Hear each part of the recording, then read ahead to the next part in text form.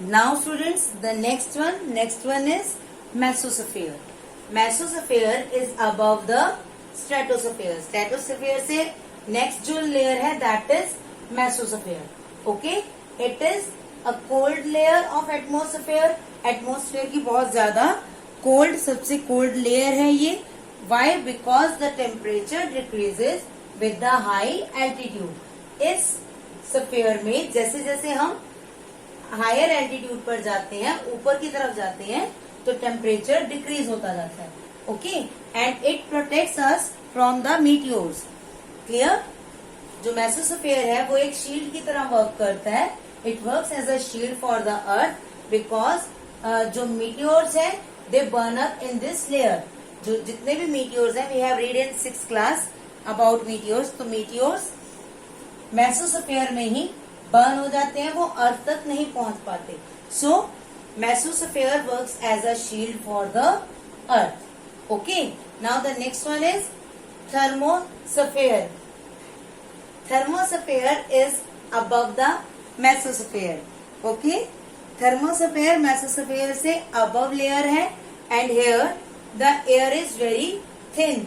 और एयर यहाँ पर बहुत ज्यादा थिन है. Okay, it is also called ionosphere.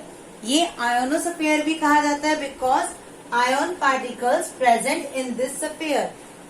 इस स्फीयर में आयन पार्टिकल्स बहुत ज्यादा प्रेजेंट रहते हैं. Okay, and these particles help in wireless communication. आपने देखा होगा कि जैसे जो पुलिस वाले उनके पास एक वायरलेस कम्युनिकेशन का हैंडसेट होता है, तो वो आयन पार्टिकल्स जो हैं वो हेल्प करते हैं वायरलेस कम्युनिकेशन में. Okay, these particles send radio waves to different places.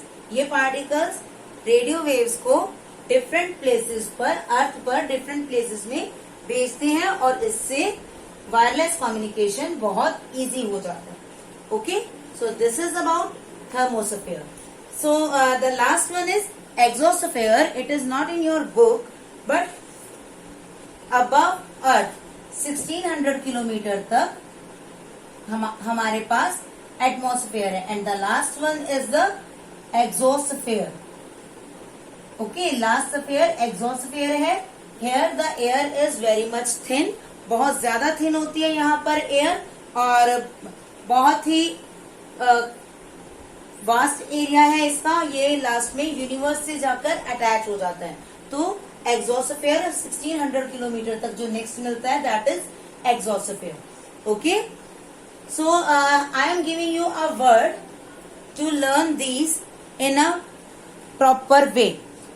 आप इन स्फीयर्स को प्रॉपरली कैसे लर्न कर सकते हैं वो मैं आपको एक वर्ड दे रही हूं. You can write in your notebooks.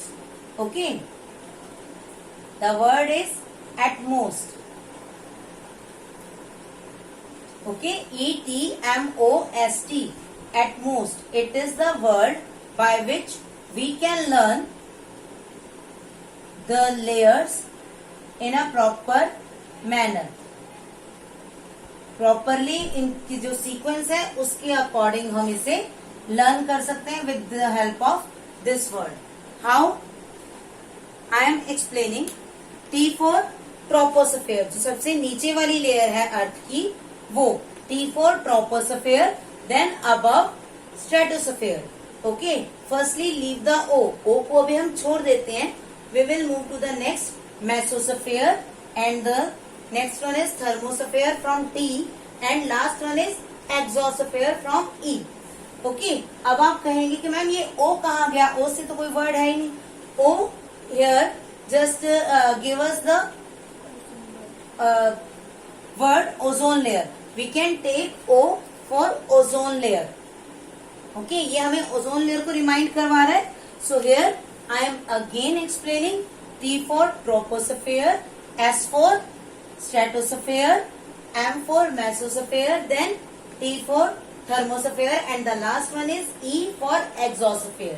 Okay, and O tells us about the ozone layer. So we can learn the spheres in a sequence with this word at most. Okay, आप ये word learn करेंगे तो आपको one by one याद रहेगा कि किस तरह से कौन सी लेयर फर्स्ट है, कौन सी सेकंड है, थर्ड है।